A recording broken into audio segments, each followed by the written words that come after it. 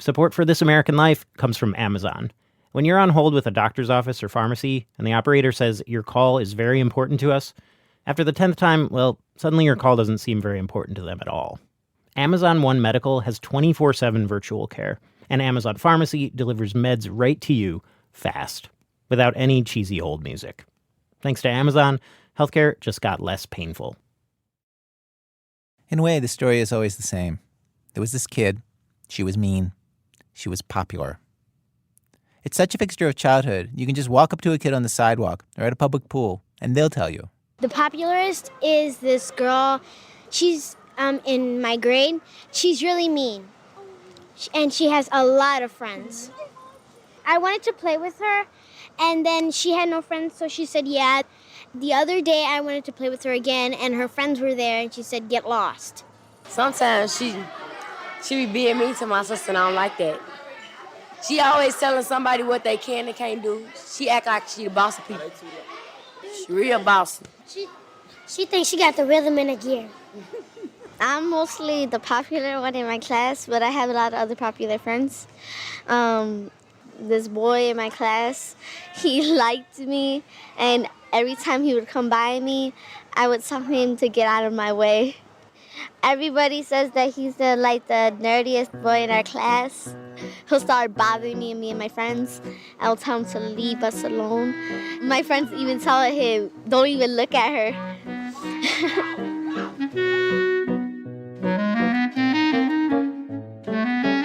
I talked to a high school sophomore about all this, Lily Allison, 15, in Woods Hole, Massachusetts. And she said in high school anyway, it's kind of like the laws of nature. Someone always will end up on top. Because there's always going to be the girls who are the most popular, and then that the guys look at the most, and that get the friends because they're so pretty. There's always going to be those girls.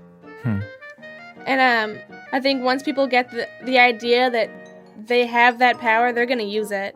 And they know that they can be mean to people and still be loved by everyone. You have nothing to lose, so why don't you go ahead and be mean to everybody that's not as good as you? In Lily's class, the girls like that, the popular ones, have been her best friends. When I became friends with them, it was in 7th grade, and there was none of that. It was before the superlatives and before there was a most attractive. Right. Like, I'll admit I was one of those girls until the first time they kicked me out of their little group. And then I saw how it really is. That's what we were. We were the 4 blondes. And what was it like to be one of those girls? It was fun, you know? I mean, the attention is kind of fun. Look at them looking at us. It's fun. It makes you feel powerful. I mean, like, part of being one of the 4 blondes is that everybody does the same thing. Shaves their legs every day. Has a perfect matching outfit. You know what I mean? Yeah. Makeup always has to be perfect. Not too much, not too little. Suck up to the teachers. Like, I remember I went 2 weeks without wearing a skirt, and one of them called me and was like, you have to wear a skirt tomorrow. You've worn pants too many days in a row. And if you don't fit that, then you get kicked out for a little while. Lily got kicked out at the beginning of this summer. She made a mistake. She didn't do what the other girls wanted at some party. So they called her up to kick her out. One of them is she's the mean one. It's kind of like the Spice Girls. We all have our own little identity, you know what I mean? Yeah. There's the tough one, the cute one, the smart one, you know what I mean? And the mean one. Yeah. And so when we all got in this fight, they called me up and they put the mean one on the phone. They'd tell her what to say. She'd say it to me, then put me on hold, figure out what else they wanted her to say, and then say it. Wait, they put you on hold? So you just sit there on hold waiting for them to come up with the next mean thing? And that's right. And they didn't even realize how mean it was.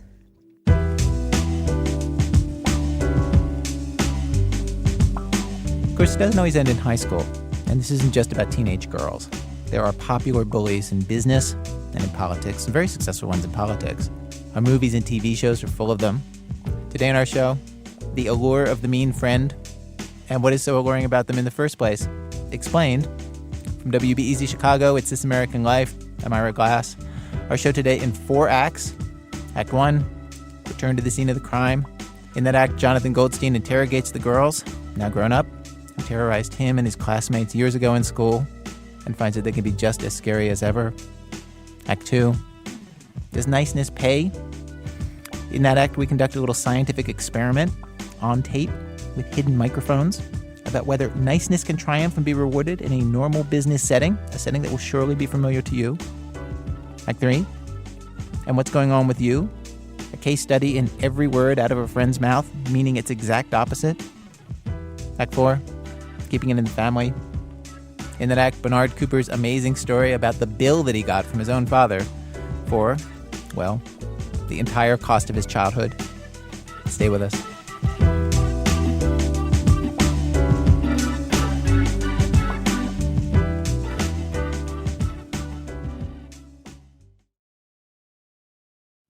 Support for This American Life comes from Squarespace, the all-in-one website platform with features like design intelligence, combining 2 decades of design expertise with AI technology. Design intelligence empowers anyone to build a beautiful, more personalized website tailored to their unique needs and craft a bespoke digital identity to use across their entire online presence. Head to squarespace.com/American for 10% off your first purchase of a website or domain. Support for This American Life comes from BetterHelp. Workplace stress can be difficult to manage, and a holiday can help, but it isn't a long-term solution. Therapy can help you navigate whatever challenges the workday, or any day, might bring. Take steps to care for yourself and relieve stress with BetterHelp, the largest online therapy provider in the world. Visit betterhelp.com/TAL for 10% off your first month. This American Life. Today's program is a rerun. Act 1. Return to the scene of the crime. It wasn't hard for Jonathan Goldstein to find the girl who terrorized him in high school.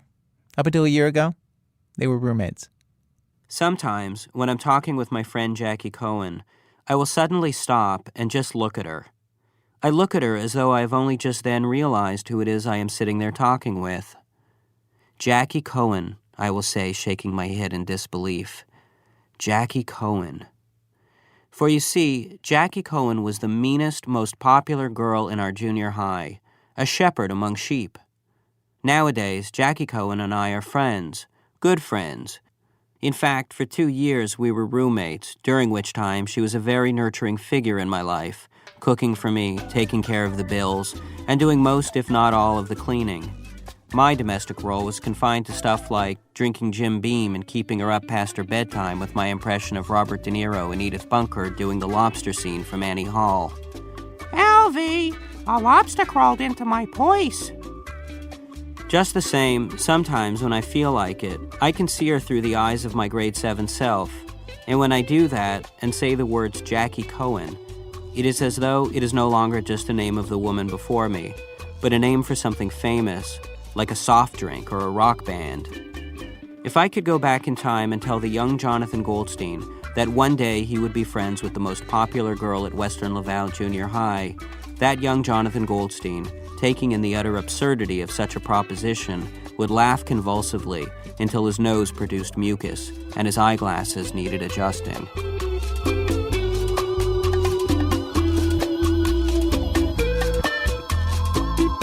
Let me explain to you the power that was Jackie Cohen's. So great was her authority that in grade 7, my best friend Robert Siolik wore a 3-piece suit to school with the intention of asking her out for souvlaki. I'll never forget the exhilarated look on his face as he ran back to our locker bank to tell me that, while Jackie Cohen had turned him down, she did say that they could be hi-bye friends. This meant that when they saw each other in the halls, they could nod to each other, hi and bye. Robert loosened his necktie like a middle-aged ad exec who had just closed an important account.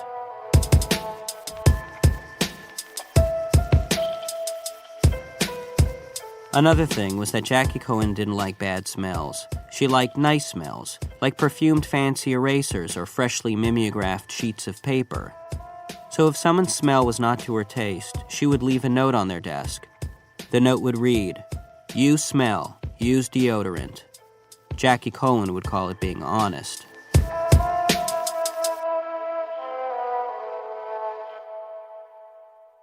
Jackie Cohen was also the only 13-year-old girl in school who could actually pull off a successful withering look. There was a month where I sat behind her, and one time during a French dictation, I was seized with an uncontrollable attack of coughing. It would later be diagnosed as a whooping cough that would leave me in bed for a week with a fever of 103. but at that moment it was nothing more, nothing less than a nuisance to Jackie. She let me know this by whipping her head around, her straight brown hair lashing about like 1,000 throwing stars, and witheringly looking me straight in the eye. Jackie turned back around and I grit my teeth, vowing not to allow a single cough to escape my mouth. My eyes tearing, I clenched my fists, and I trembled. I knew, objectively speaking, that Jackie Cohen's dictation was more important than my own health. I knew that. The teacher, finally seeing my condition, sent me out to get some water. At the fountain, just as I was about to drink, my knees buckled and I began to throw up. I wasn't the kind of kid who vomited much, and the experience felt very personal, sort of like crying in your underwear. The special ed teacher in the room next to the bathroom came out and walked me back to my class. Jackie, who sat beside the door, as was the wont and responsibility of the most popular, let me in. Seeing me, she gave me this look. Not the withering look I had grown accustomed to, but another look. A look that until then I had only seen on the face of adults. It was a look of profound pity. I saw in that look a sorrow for everything she had ever put me through, and for years I held that look close to my heart.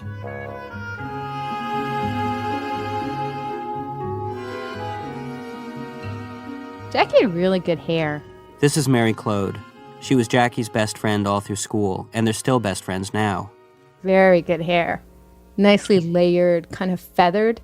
And she had a special technique. Well, first of all, she always walked around with a comb in her back pocket that stuck out for all to see. And we'd go to the bathroom. A big part of the day, of course, was going to the bathroom. And she had a special technique. She'd bend her head over. She'd count 1, 2, 3, and then take her 2 index fingers and say, flip, and flip her hair back. And then it would fall, like the feathers would all fall beautifully in place.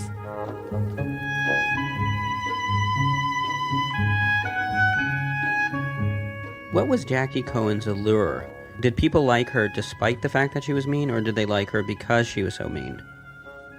I think it was a bit of both. Because when you were with her, you felt really alive, and she was so fun, and she was so full of life, so it was great being with her. But then before you knew it, you were on the outs. She was looking for a certain quality, and if you didn't have it, you got kicked out. You know, so it was also maybe like the fun, the excitement of never knowing when your turn was going to come to be on the outs. You know, and you were always trying to do your best to stay on the inside. So it was pretty exciting. Did she ever? Did my name ever come up in junior high? Did she ever mention my name? Oh yeah, I remember a time you were new to school. You were the new kid, and I wanted to go over to talk to you. And Jackie said, "Oh no, don't go talk to him, Mary. Don't talk to him. He looks dirty." She thought I looked dirty? Yeah, she did. That was how my name came up. Yeah, that you looked dirty. You were the dirty-looking new kid. Okay, first of all, the new kid. The party Mary Claude is referring to was in grade 6. I had been going to that school since grade 3.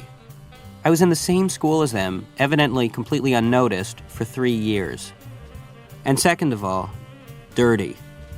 Although my boyhood toilette was second to none, and although I was facially hairless, for some strange reason I gave off the distinct impression of having a 5 o'clock shadow all over my body. So I decided to confront these slanderous accusations at their source. Ladies and gentlemen, Jackie Cohen. Jackie Cohen. Tom, please don't tell me the whole interview is going to be like this. I asked Jackie Cohen if she remembered calling me dirty, and knew, to Mary Claude, and she said she did. I then asked her to repeat the very line to me, right to my face. You know what I said. Come on. Why don't you say it? All right, I will. All right, fine. You said don't talk to him because he's dirty. Yeah. Yeah. Well, maybe I was dirty. You were, and you still are. Jackie Cohen and I spent a very combative hour talking, during which time she would not admit to any actual meanness.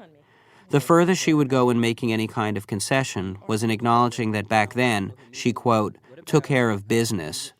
A whole lot of business. Listen, no one's on trial, okay? We're here just two friends chatting. No, Jackie Cohen did not think she was mean in school. Take the whole story of Robert Ciolek asking her out in junior high. You know, Mr. High Bye. And she stood firmly behind her actions. Well, Jonathan, he was wearing a three-piece suit and his voice was like several octaves too high. What am I going to say to the guy? Yes? And, not only did I tell him no, but I left him with his dignity. I actually had him thinking that we had a good thing going. We were going to be high-bye friends. So what you're saying is that you're defending it. You're saying it was actually it's a nice thing that you did. It was very nice. Wasn't he very happy when he came into the room? He was happy, but I mean, he didn't know any better. Exactly. You want me to go on a date with that guy?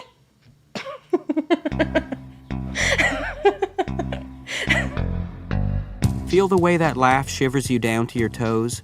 The way it taunts as it entices? That is the effect of a popular mean girl's laughter. The truth is that Jackie Cohen is no longer a popular mean girl at all. She's actually a doctor who works with the homeless. She's a really good person. But I still can't help relating to her as though the old Jackie Cohen is still somewhere buried inside of her. Let me ask you this. Mm-hmm. What happens to the mean girl? Is the mean always there? John, these questions are boring, man. No, you don't like that one. That's okay. Okay, let's do a little bit of role playing, shall we? Okay. Now you're going to be the grade 8 Jackie Cohen, and I'm going to be the grade 8 Jonathan Goldstein. Okay. And I'm in the I'm in the Western Laval Junior High Radio Club, and I'm sitting down to interview you. All right. Okay. Here we go. Okay. Yeah. Jackie. Yeah. Can I have a bit of your time to interview you? No. Why? I'm busy. But thank you. But you're just leaning against the locker. You're not. But thank you, Jonathan. I'm really not interested. No, you see, you wouldn't even be that polite. You're right. Honestly, I would have laughed and walked away. You see, this was the Jackie Cohen that I never got to talk to anymore. She's never like this. I mean, sure, she's always eager to let me know when someone in the room smells better than me, and she's quick to point out that my pasty white gut jiggles when I play air guitar, but it always feels like a mere taste of the greatness that once was. So we continued to parry and thrust our way along. Is this over yet? And eventually, the subject came around to Jackie's older sister, Maureen. Now let me just explain to you Maureen. As mean and popular as Jackie Cohen was, Maureen Cohen was more mean and more popular. Well, my sister definitely taught me some of the tricks of the trade by being very, very, very cruel with me. And very bossy, and very demanding. She would say that really she was doing me a big favor because without her, I would never have made it in this world. That I was just such a boring, nice little kid and, she added a lot of spice to my life. In the pursuit of my mean popular girl scholarship, I knew I now had to talk with Maureen. I was not in the same city as her, so I asked my friend Joshua Carpati if he would be good enough to go to her house and hold a mic to her while we talked on the phone. Josh has been scared of Maureen for years, and here he was, sitting with her in her living room while her 7-year-old played on the floor at their feet. As Maureen provided a rare behind-the-scenes glimpse of her thoughts and actions, Josh sat just a few inches from her, a microphone gripped in his sweaty, nervous hand. And as I talked with her, Maureen acknowledged that she had been mean in high school. She made no bones about it. And to her, there was nothing to regret. It was high school, and that's just how people acted. So why you had this image of me of being really mean all the time? But in an alluring way. You know what I mean? Like people crave it somehow. Like obviously it works. Well, some people like to be abused, and you just sort of like tap into it, Right, and then you satisfy that craving that they're not even entirely aware of. That's right. Well, how do you detect that? I don't know. You talk to someone and you feel whether or not you can play with them or not. Like I think Josh loves the fact that I pay that kind of attention to him. Josh, the young man who's holding the microphone for you right now. Yeah, who's so scared he won't even look at me. At this point, I started to get worried for Joshua. He had been reluctant even to go to Maureen's house, so I knew that at that point, as Maureen spoke his name, he was a shaky, disoriented mess. Can you ask Josh if he's nervous with you right now? Josh, are you nervous around me right now? He doesn't want to answer because I'm here. Can you just put him on the phone for 1 second so I can ask him? Yeah. Here, hold on. Okay. He wants to ask you a question. Hello? Can you? Are you afraid to talk in front of her? You know. You're afraid. Just say yes if you're afraid. Yes. Okay. Has she got you on your guard? Yeah, sure, yeah. When I was finished speaking with Maureen, I called Josh up on his cell phone, and he talked with me from his car. It's so hot in this car. I'm telling you, man, you should be paying me extra. So what was it like in there? I got to tell you, it was a little intimidating. There's a certain type of woman, usually either Jackie or related to Jackie, that really, they know how to put me in my place. So when she says that people, there are some people who crave to be abused, you would be one of those people. She was looking directly at me when she said that. She was looking directly at me, and she was pointing at me with her index finger. Not a lot of mystery there.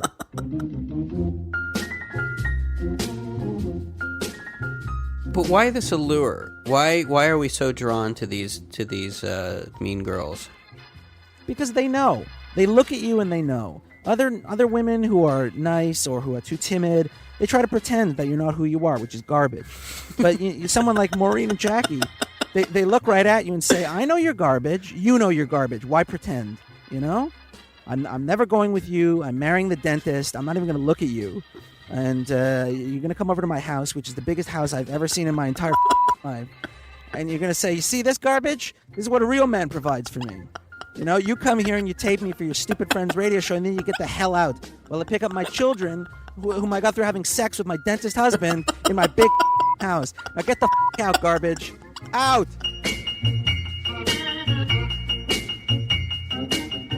Well, I mean, with you, she thinks of you as a harmless eccentric, like a 90-year-old English guy pottering about in his garden. Me, she sees like an unwelcome dog turd, that somebody's trekked in from outside. And it hurts me. It really hurts me. I mean, I think it would be too strong to say that I love Maureen, but I love Maureen. Yeah. Want equals fear. Wait, is it the fear that Look, John, I'm not a sociologist. I don't know what's going on. I'm a piece of garbage to her, and it makes me want to just crawl up next to her, and like a flea on a tick on a dog. I just want some of that good blood. Even if it's my own blood.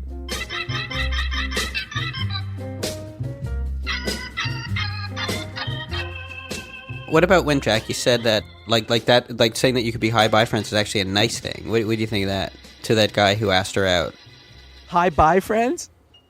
You know what hi bi friends really means? It means that when that guy went home later that night and hanged himself, that's the sound the rope made.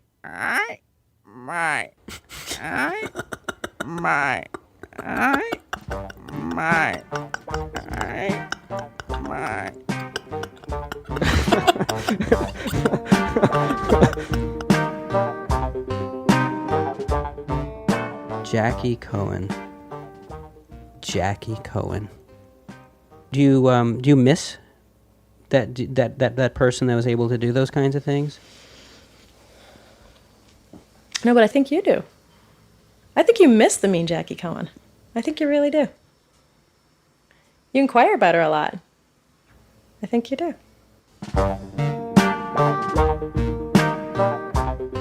Is the sky that unleashes a bolt of lightning into the forehead of a friendly woodsman mean? Is it mean of the ravenous lion to devour the frightened zebra? As the first terrible bites sink into his legs and stomach, does the zebra look into the lion's eyes as though to say, "Why are you doing this to me, friend? And why, by my very nature, have I demanded it?" When I bring all this up with Jackie, I realize that only the zebra would do a story like this. The lion could care less.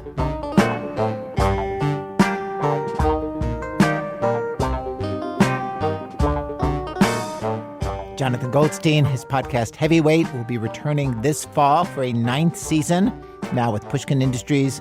There are already some new episodes in their feed. You can find it wherever you get your podcasts.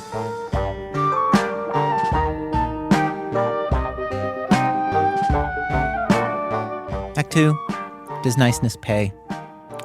Okay, sure. Niceness might not get you the most friends in high school. Niceness might not help your career in the NFL or on the trading floor of the New York Stock Exchange or in any super competitive line of work. But you would think that there might be a place for it somewhere. Like, for instance, waitressing. The whole point of the job is to help somebody else. Well, consider this story. A waitress in Chicago named Troy Morris was working a Friday night shift with another waitress, Amy Regali. Here's Troy. I worked with her Friday night, and she was almost in tears because the tips just for the last week have been horrible, horrible, horrible. Like, she's getting less than 15%. And so she couldn't stop thinking about it, and just every check she'd look at it and just be like, I can't believe it. And she's just like, I can't do this anymore. Look at people hate me. This is Amy. Like, I don't know what I'm doing wrong. I'm trying so hard to do everything perfect, and all of these people are tipping me below. It made no sense. She'd been there 4 years, longer than anybody, knew the menu better, gave very quick service. And on the niceness scale, here's the word Troy uses to describe Amy. Super helpful. She's the sweetest person, and smiles, and just patient and caring. On Sunday, Amy worked again, and this time, Amy says, her attitude was different. I definitely went into it with this attitude of kind of giving up, just like, I wash my hands of this. I'm just going to serve them and walk away because I was so frustrated. And what happened to your tips? They were great. They were, a lot of them, over 20%. It was wild. And I came in because we switched shifts, like she's getting off and I'm coming on. And she's just like totally beaming, really happy. I made great tips. She's like, I can't believe it. Now I know what to do. Now I know what to do, not be as nice? Yeah, just not care.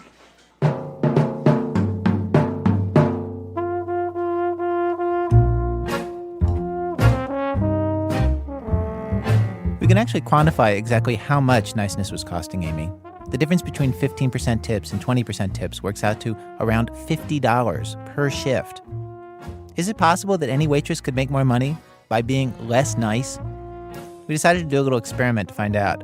We would wire 2 waitresses with hidden microphones and then have them be super nice to half their tables and cool, aloof with the other half. They'd give equally good service to both tables.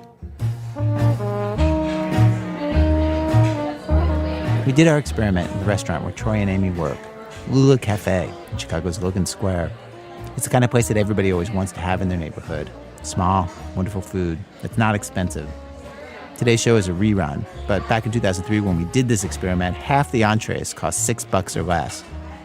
There was Moroccan couscous, there was vegetarian sushi, there were lots of carefully made sandwiches. Amy had no interest in being wired for sound, but Troy was game. Like most of the staff, she's young-looking. She wore a neon zebra skirt and calf-high boots to work. Her arms were bare so you could see her tattoos. Okay, that is really good. It's a little bit of a lighter, like brighter flavor. Here she is with one of the tables that she's being nice to, table number 4, warning them off a glass of wine that she thinks won't go with her meal. So just so you know, it's like a little bit on the sweet side. You want like something fuller? Is that what you're thinking? In 2 minutes, Troy has their whole story. They're visiting from out of town. They seem to be falling in love. And they found this very non-touristy, out-of-the-way place through careful research. She praises them on their homework. Good job, you guys. Nice is her usual style as a waitress. She recommends specials, she chats, she's a sweetheart. Being aloof took a little more effort for her. So, table 2 that just sat down, normally I would have already talked to them, but I'm making them wait a little while. When she finally goes to table 2, which has 3 serious-looking people in their 40s, she doesn't ask them how they are or if they have any questions about the menu. She doesn't recommend the sturgeon, which is her favorite, or anything else. These are her first and practically only words to table 2. Hello. Have you guys decided? When they ask her to recommend a wine, she swallows and tells them. You know what? All of those red wines will go good with what you're getting. Quite honestly. And then there was the guy sitting at the bar alone, noticeably good-looking, reading the New York Times. Troy gave me the rundown. He's a regular guy that always sits there and orders a lot, and he never tips great. He always tips like just exactly 15%. Perfect for the experiment. Usually Troy liked talking with him. If she played it aloof, would her tip go up?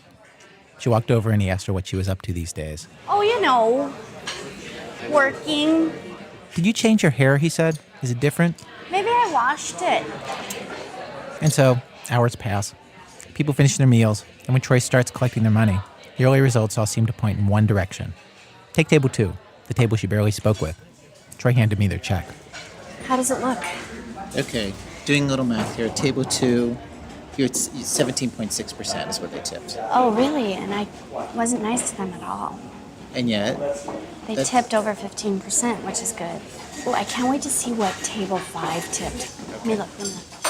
Table 5 was the hardest table by far. Very demanding. And she was very attentive.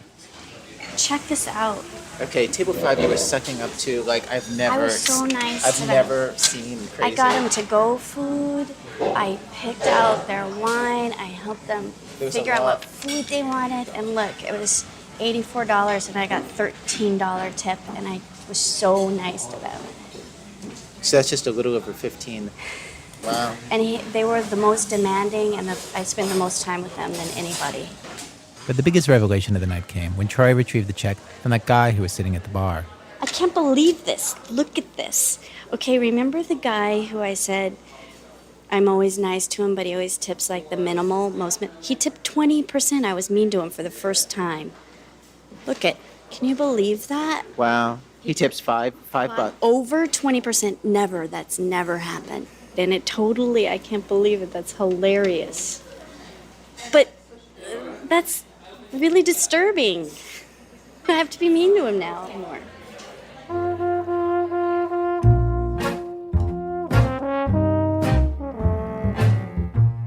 By the end of the first night, it seemed pretty clear. Aloofness pays. But then, when I came back a second night and hooked up a second waitress with a hidden wireless microphone, I got very different results. The second waitress, Callie Roach, is 23 with super short hair. She laughs that a local restaurant reviewer referred to her in the paper as a waif-tress. And on her night, everyone tipped 20%, or even a touch more. That was true of the regulars who she was aloof to. It was true of the man who Callie doted on, who was taking his grown daughter out to dinner. It was true of the couple who Callie joked around with about their difficult-to-open bottle of wine. After the struggle. Yeah, I got like little hand hickeys. I'm like, geez.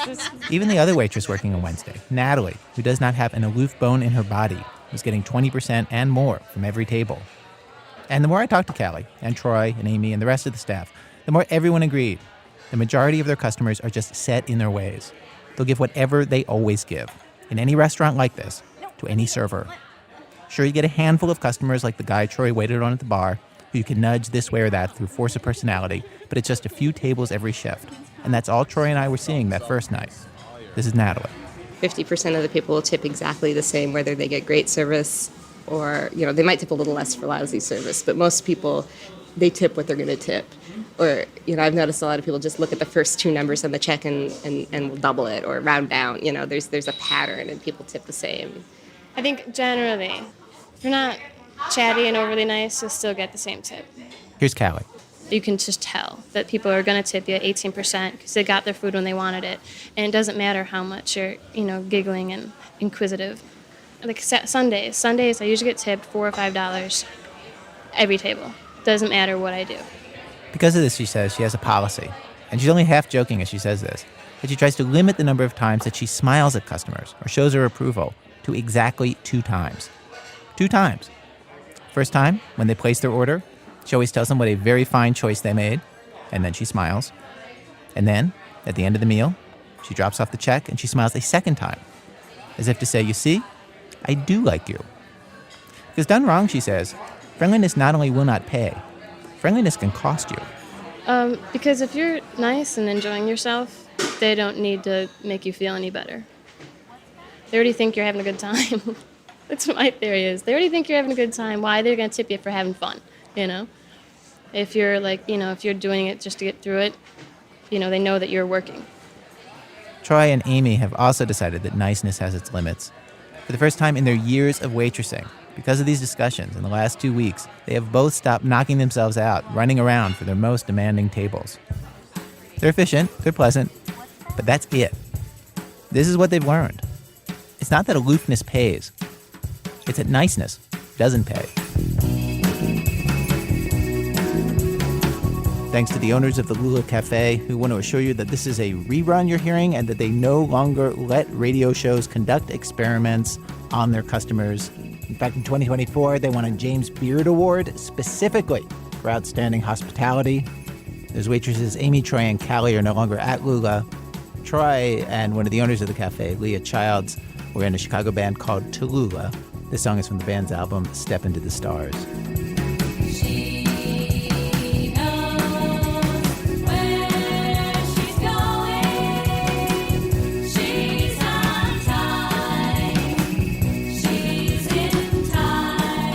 Coming up, If You Seem So Nice, Why Do I Feel So Bad? And more. That's in a minute from Chicago Public Radio when our program continues. Support for This American Life comes from Amazon. When you're on hold with a doctor's office or pharmacy and the operator says your call is very important to us, after the 10th time, well, suddenly your call doesn't seem very important to them at all. Amazon One Medical has 24/7 virtual care, and Amazon Pharmacy delivers meds right to you fast, without any cheesy hold music. Thanks to Amazon, healthcare just got less painful. Support for This American Life comes from Squarespace. Their AI-enhanced website builder, Blueprint AI, can create a fully custom website in just a few steps, using basic information about your industry, goals, and personality to generate premium quality content and personalized design recommendations. And get paid on time with branded invoices and online payments. Plus, streamline your workflow with built-in appointment scheduling and email marketing tools. Head to squarespace.com/American for 10% off your first purchase of a website or domain. Support for This American Life comes from Mint Mobile. This summer, chill to Mint Mobile's premium wireless service on the nation's largest 5G network. Skip breaking a sweat and breaking the bank. All plans come with high-speed data and unlimited talk and text. Get your summer savings at mintmobile.com/American. Upfront payment of $45 required, equivalent to $15 a month. Limited time new customer offer for first 3 months only. Speeds may slow above 35 gigabytes on unlimited plan. Taxes and fees extra. See mintmobile.com/American for details. It is American Life. I'm Ira Glass. Each week on our program, of course, we choose some theme, bring you a variety of different kinds of stories on that theme. Today's program, The Allure of the Mean Friend. What is it about? We've arrived at Act 3 of our show, Act 3, and what's going on with you? We have this from Mike Albo. You're here early. Oh my God, do you have my scarf? Did you bring it? No, that's okay. No, it's just that I got it in India when I was there, and it's just this really beautiful thing, and I really treasure it. It's just really important to me. It's not like the cheaply made Barney's Co-op stuff that you buy. I don't mean you buy, I mean you buy. Oh, I wish you would have remembered. No, that's okay. You're so flaky.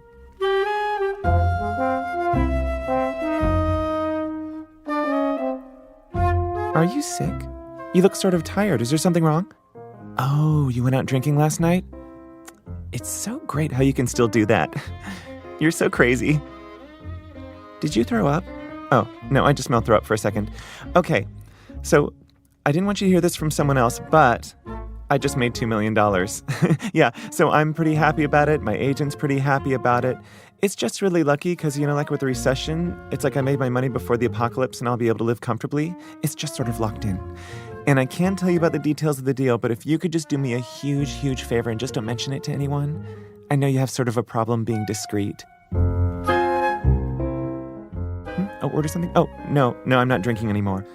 Oh, no, go ahead, have fun. I'm just not drinking anymore. I just realized there's a little bit more to life. But go ahead, have fun. You're so crazy. So what's up with you? Oh my God, when was the last time I saw you? I'm totally hanging out with Tobey Maguire and Reese and Ryan and David Blaine. We jokingly call it the Millionaires Club. Oh, you know that children's book I wrote really fast for no reason? It's a Funny Sunny Day? Well, I just found out it's selling like crazy and can barely stay on the shelves. And I got another voiceover gig. It's weird, they just like my voice. I don't even have to leave home, I just call it in. I don't know, I just sort of fell into it. You should try it, but it's really hard to get into, but you should try it. You're looking for a place? Good luck. God, it's so hard to find a good place right now. This guy called me and begged me to take his beautiful 4,000 square foot loft space. It's $300, but he's actually paying me to live there forever. So what's going on with you? I think your body looks good. It's normal. It's a normal body. Really? Well, that's too bad. Well, I just feel like you need a little bit more confidence in yourself, you know? Like I feel like I'm a direct person. I say what I feel. You're more, I don't know what you are. But I have to say, I don't know how you do it. I'm so glad I'm not single. It looks so hard. Oh, yeah, I just ran into Carl. No, he looks good. He's good. Yeah, he says he hasn't talked to you. No, he seems like he's moving forward. I mean, you guys broke up and he's just sort of moving on with his life. He's in this really good relationship right now and they just bought this huge, beautiful place upstate and they're fixing it up together. We just had a really good time talking. And you know what? He's been working out. His body looks amazing. You know, when you and Carl were going out, I never really understood why you liked him, but now I totally do. So nothing's going on with you? No, I'm sorry. I'm just remembering a funny joke that Carl told me. What? No, I'm listening.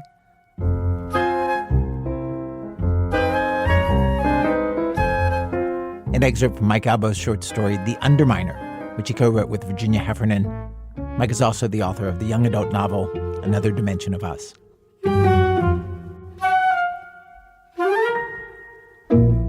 Act 4, keeping it in the family. Of course, you can evade a mean friend. A mean relative, however, is forever. This next story is an excerpt from a much longer work by Bernard Cooper. This story follows Cooper's father as he eventually goes to a psychiatric hospital. But what happens in this part of the story takes place a while before that. The actor Josh Hamilton read it for us. When I was 28 years old, my father sent me a bill for his paternal services. Typed on his law firm's onion skin stationery, the bill itemized the money he'd spent on me over my lifetime. Since he hadn't kept tabs on the exact amounts he'd doled out over the years, expenditures were rounded off to the nearest dollar and labeled food, clothing, tuition, and incidentals. Beneath the tally, in the firm but detached language common to his profession, he demanded that I pay him back.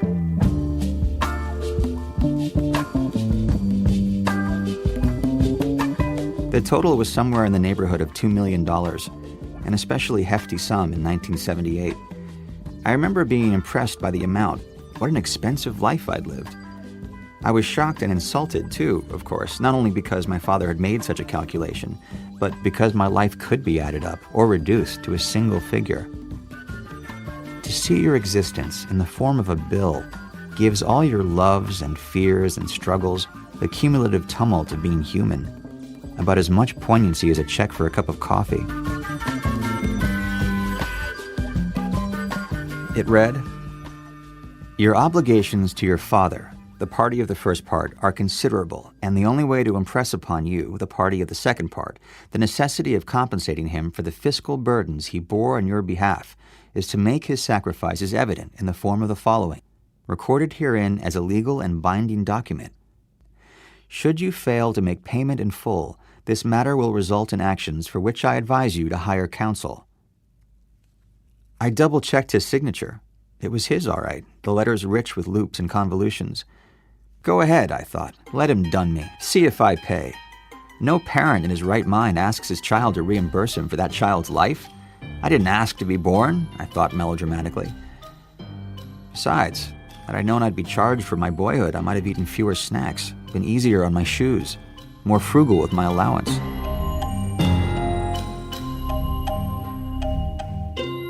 I couldn't help but dream up a doozy of a counterclaim. Its itemization's even more preposterous than my father's. Chronic insecurity, $90,000. Narcissistic wound, $75,000. Oedipal complex, $7,000.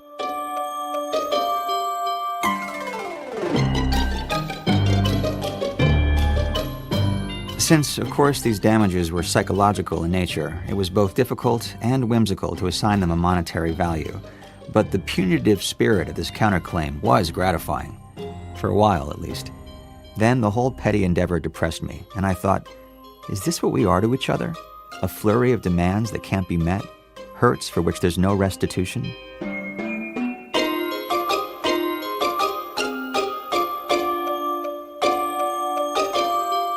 During the restless days and nights that followed, I couldn't settle on a convincing or comprehensible reason to explain why my father had sent me the bill. though I suspected the catalyst might have had something to do with his offer a few months earlier to buy me a new car. He'd made the offer on a day I'd come to visit him at his Spanish house in Hollywood, the house in which I'd grown up. As I pulled into the driveway, he was busy watering birds of paradise in his front yard, sturdy orange flowers that he'd cultivated to his constant astonishment from a bed of drab gravel. Back then, I drove a Fiat whose paint had oxidized to the overall color and texture of rust. The car sputtered as I shifted into park, and the sagging tailpipe, which I'd had to bind to the car's undercarriage with electrical tape, coughed a cloud of noxious exhaust. Just a year after I purchased the car with money from a small inheritance left me by my mother, it fell apart with an almost vengeful rapidity. The vinyl upholstery of the bucket seats began to rub off on passengers' hands and thighs in sticky black patches.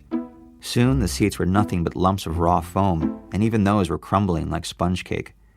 One of the rear windows no longer rolled up, the pane trapped within the door. On cold nights, a stray dog made the back seat its home, leaving behind a legion of fleas to feast on my ankles as I drove around town.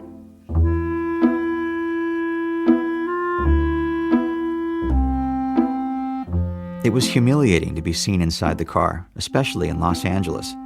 When idling at a stoplight beside a purring sports car with rear stabilizers, anodized hubcaps, and a leather interior, I had to force myself to remember that an automobile does not a man make, and that I was a writer who placed a higher value on words than on material possessions, which is to say that I cultivated a hollow sense of superiority around new cars. My father sauntered toward the Fiat as I got out, peeking through the perpetually open window, despite my attempt to block his view. Stocky and balding, in a state of continual agitation, my father was also capable of a tenderness that seemed to light him from within, and that stirred me like daybreak stirs a bird. "Hey," he said, "looks like you could use a new set of wheels." "I can't afford a new car," I told him. I distinctly recall facing my father, his gardening clothes stained with grass and darkened by perspiration, and shaping my tone so that I sounded neither pitiful, "I'm too poor," or petulant, "I'll never be able to buy a new car."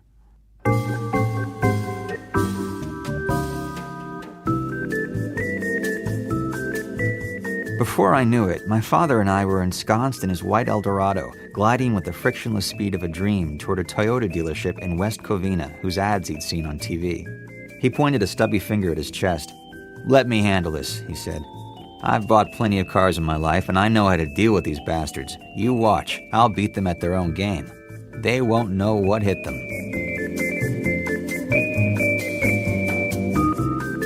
On one hand, Dad's braggadocio made me feel invincible, as though I were in the company of a seasoned pro.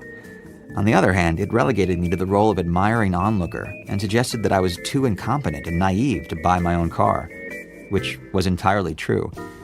I floundered when it came to the treacherous etiquette of negotiating a major sale, a feat which required, it seemed to me, a keen mistrust of one's fellow men, coupled with a barely sublimated bloodlust. I'd watched my father often enough to know that such transactions excited him into what can only be described as a rapture of antagonism. He didn't mind yelling threats and pounding desks and generally hurling himself bodily into the arena of commerce. Still, if a new car required me to be embarrassed by his aggression, bring on the blushing.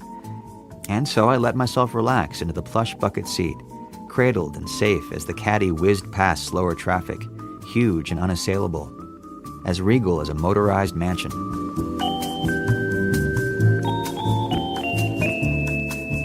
As we walked across the asphalt lot of the Toyota dealership, triangular plastic pendants rippled and snapped in the breeze.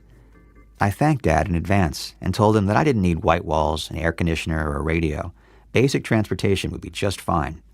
He nodded and forged ahead, his stride martial, his shoulders squared. Secretly, I hoped my modest expectations might endear me to him even more. Maybe he'd close the deal that very day, before his mood changed, before I said something that would inadvertently set him off, before he said crap or bastard to the dealer. My excitement was indistinguishable from panic.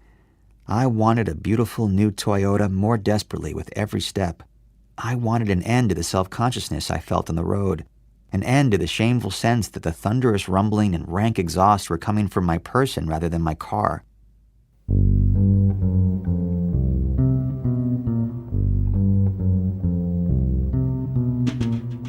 The showroom felt bracingly cool after the heat of West Covina. Highlights glittered in the flawless paint jobs of the display models. In the center of the room, a sleek new convertible turned around and around on an enormous platform, as if swooning to the music. The second we entered, salespeople, sensing prey, rose from their desks and converged. It occurred to me that we would be the prize for the fastest walker, the one whose handshake or hail greeting reached us first. The victor was a skinny man whose snug black suit lent him an eel-like iridescence. Or perhaps I was just seeing him as my father might, slippery, unctuous, not to be trusted. Dad shifted his weight to meet the man's gaze, his posture erect. He kicked a tire as if to gauge, through his knowing toes, the vehicle's overall quality. He squinted at the sticker price. "John," said my father, reading the salesman's name tag. "Firstly, I'm an attorney. Secondly, when it comes to cars, I'm not some idiot off the street. A cousin of mine is fleet manager of a Cadillac dealership in San Bernardino." A complete fabrication as far as I knew. "If we cut through the crap, you just might make yourself a sale. My son here, I'm buying the boy a car. Doesn't need any bells or whistles." "I'm Bernard," I said to the salesman. He shook my hand without taking his eyes off my father. "Well, Mr. Cooper, Edward, attorney at law." "I gotta hand it to you, Mr. Cooper. It's nice to meet a customer who knows what he wants and comes prepared to do business. Makes my job a whole lot easier." My father shot me a sidelong glance as if to say, "Watch and learn."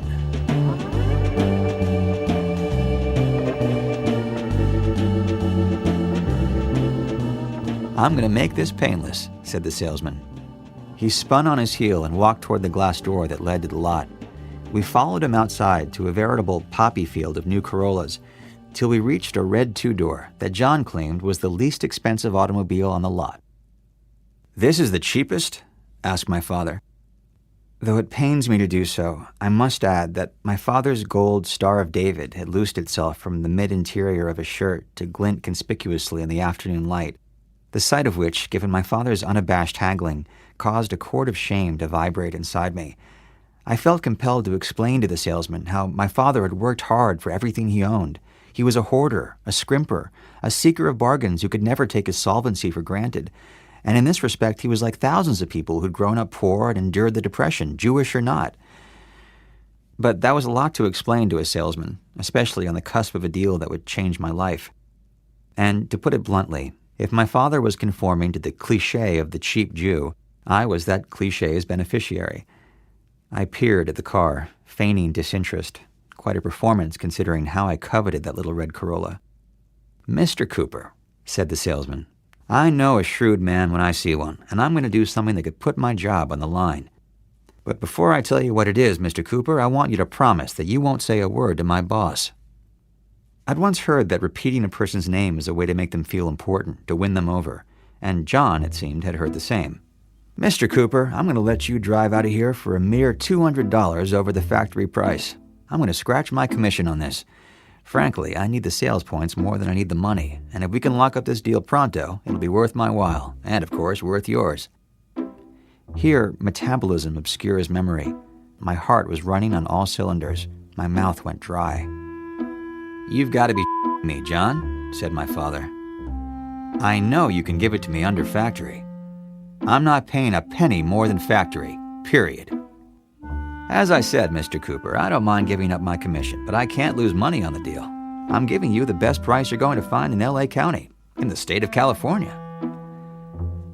Other customers were milling uncomfortably close to my Corolla, trying out driver's seats, adjusting rearview mirrors. I wanted to turn to my father and blurt, "Why would he lie?" "I'm not buying it," my father said sternly. It took me a second to realize he meant the dealer's story, not the car itself. "I know how this game is played, and I'll play along up to a point, but we've reached that point, so let's see what kind of deal you can give me." "Shop around if you don't believe me, Mr. Cooper. Then come on back. The offer still stands. Better act quickly, though, because this baby isn't going to stay on the lot much longer." "I guess you didn't hear me," said my father. "Look at me, Mr. Cooper. I have no reason to lead you on." My father gave John the once-over, then turned to me. "Let's go," he said. "We're taking our business elsewhere." Before we took a step, the salesman curtly thanked my father and walked away. The two of us waited a moment with the tacit understanding that his retreat might have been a strategy to provoke my father into giving chase. Sun beat down from a cloudless sky, asphalt softening beneath our feet. "I think he's basically an honest man," I mumbled.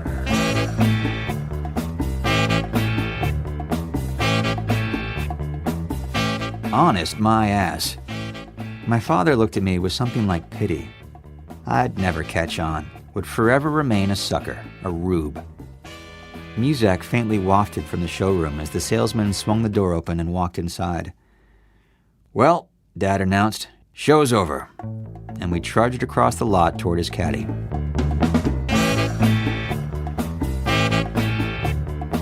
The drive back to Los Angeles took a good 40 minutes. My father still fumed from the encounter with the salesman, his ears and neck flushed with blood. Dad insisted that the deal was far from over. "The guy's playing hardball, but you watch. The phone will be ringing when we get back to the house. It'll be him, and he'll say..." My father launched into an imitation of John cooing, "Mr. Cooper this and Mr. Cooper that." My father promised that when the call finally came, John would apologize for being too hasty and lower the price. I'd have my car before I knew it. 1 day passed. 2. 3. Each day I called my father on various transparent pretexts and attempted to find out whether I'd heard anything from the salesman. On the 4th day I steeled myself and asked him outright. "Keep your pants on," grumbled my father. "I said he'd call, didn't I?"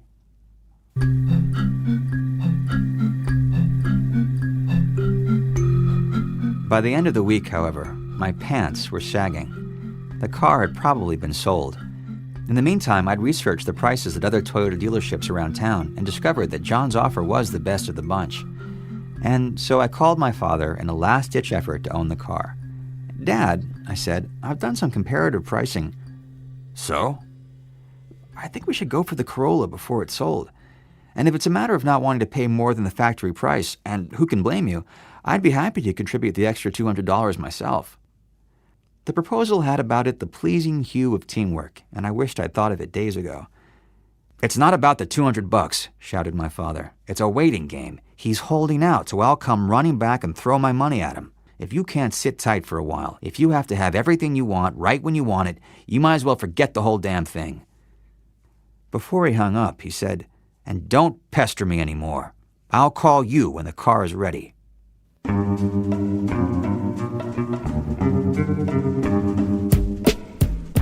The bill arrived after a month of silence. By then, I'd given up on the car, resigned to drive the Fiat until it broke down completely, or until I could afford to make payments on a new car, whichever came first.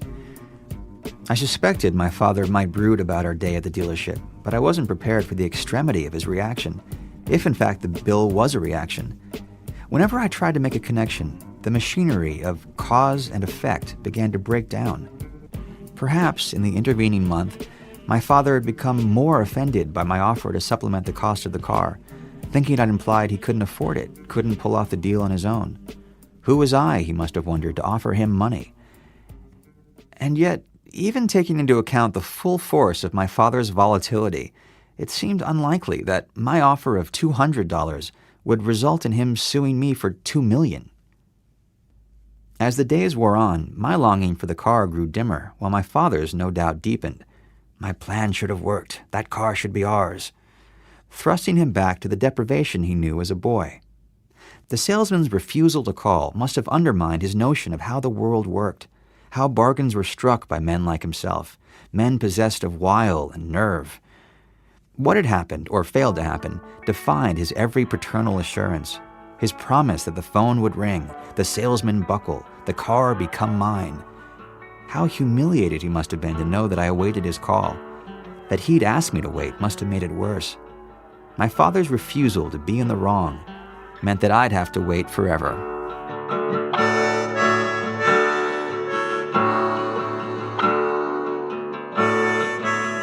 "20 years have passed since I opened that bill, and for most of those years, I'd taken it for granted that at some point during our afternoon in West Covina, my father had given the dealer his telephone number. But I've sifted through that trip a dozen times, squinting against the glare of new cars, breathing the icy air of the showroom, and I can't recall my father handing over one of his business cards or filling out a form of any sort. Even if my father had been right after all, the salesman wouldn't have known where to reach him. What number to call?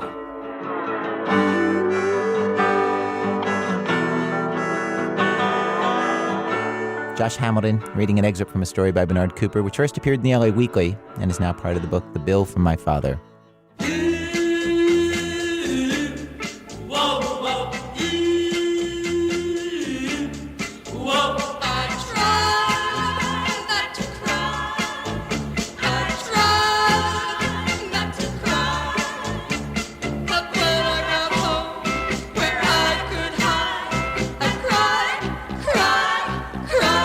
Special thanks today to Adrienne LeBlanc, Karen Thomas, and Jay Allison. Our website, thisamericanlife.org. This American Life is delivered to public radio stations by PRX, the Public Radio Exchange. Thanks, as always, to our program's co-founder, Mr. Troy Malatia. You know, whenever I send anybody over to record him, he says, you come here and you tape me for your Stupid Friends radio show, and then you get the hell out. I'm Eric Glass, back next week with more stories of This American Life.